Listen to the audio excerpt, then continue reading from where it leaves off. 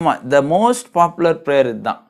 ஏன்னா ரொம்ப பரிட்சயமா, ரொம்ப பிரபலமான ஜெபம் என்னன்னா, ஆண்டவரே உங்களுக்கு சூழ்நிலை புரியலையா?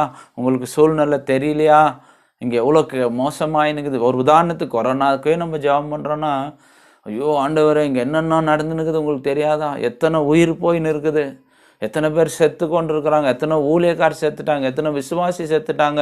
என் குடும்பத்தில இப்படி நடந்துச்சு, அங்க இப்படி நடந்துச்சு, இங்க இப்படி நடந்துச்சுன்னு நெறைய விஷயங்க, நெறைய காரியங்கள ஆண்டவருக்கே நம்ம தெரியப்படுத்துறது. பரிதாபமா, இரக்கமா, கடவுளுக்கு இரக்கம் இல்லாதது போல, நமக்கு தான் ரொம்ப இரக்கம் இருக்கிறது போல. இப்படி 4 விதத்தில ஜெபிக்கிறார்களாம். அந்த ஜெபங்கள் எல்லாம் கேட்கப்படாது. அதுக்கு பதில் வராது. இந்த ஜெபங்கள் எல்லாம் நம்ம ஆண்டவர புரிந்து கொள்ளாத ஒரு விஷயம். நம்முடைய